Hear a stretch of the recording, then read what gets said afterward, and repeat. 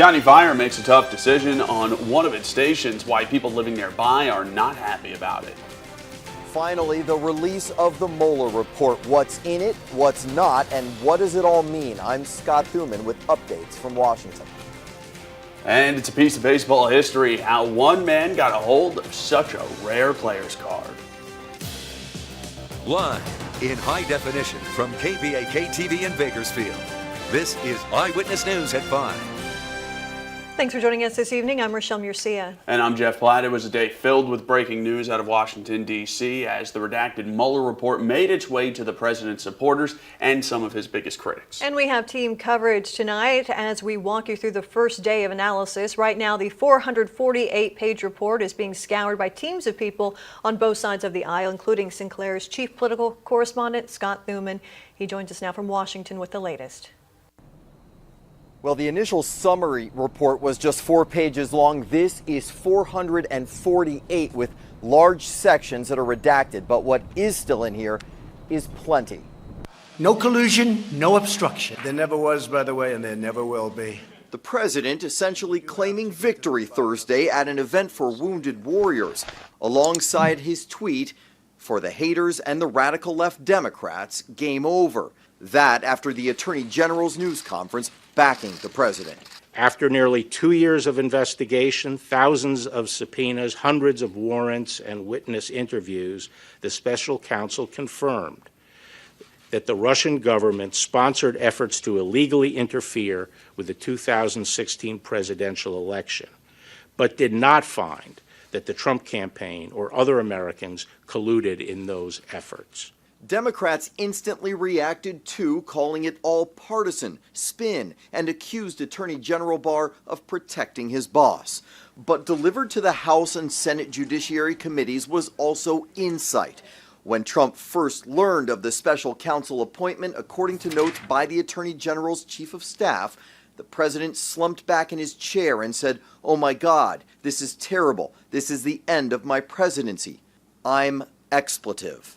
As for obstruction, Mueller indicated the president tried but failed, saying his efforts to influence the investigation were mostly unsuccessful, but that is largely because the persons who surrounded the president declined to carry out orders. While there are still investigations on the Hill and the controversy isn't going away soon either, Trump indicated is he. Well, this is really beautiful. This will find a permanent place, at least for 6 years.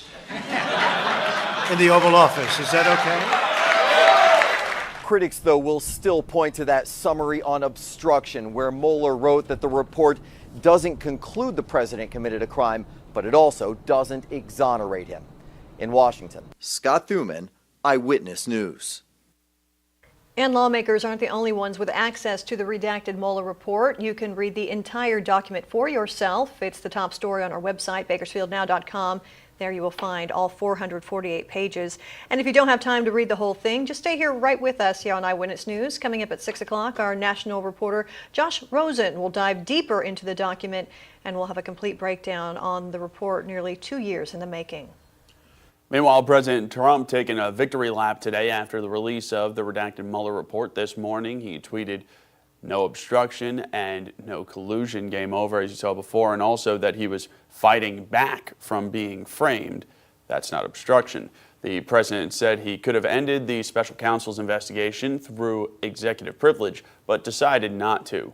House Minority Leader and local Congressman Kevin McCarthy backing up the president as well. He tweeted this morning that nothing we know today changes the fact that the president was not involved with collusion. He also praised Attorney General William Barr, calling his judgment balanced.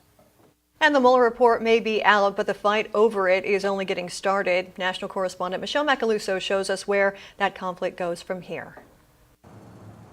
With the redacted Mueller report now public, congressional Republicans are vowing to go on offense. We need to make sure that we get to the bottom of it so it doesn't happen to a future president and so that we don't end up with another 2-year investigation that leads nowhere.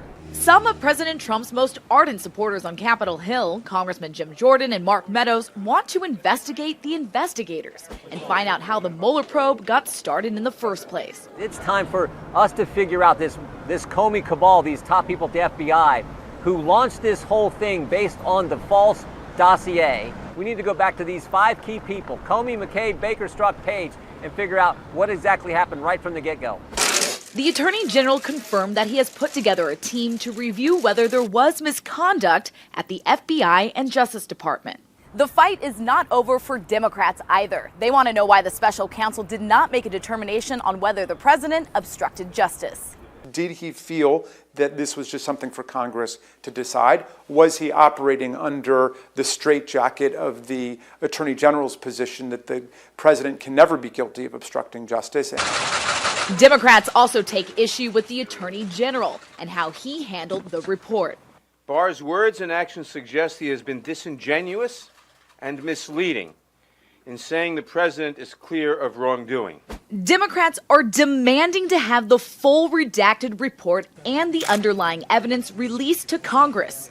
The Attorney General offered to provide top members of Congress a second version of the report without redactions, except ones related to grand jury information. These members of Congress will be able to see all of the redacted material for themselves, with the limited exception of that which by law cannot be shared. If Congress does not get the documents, a legal showdown could be up next.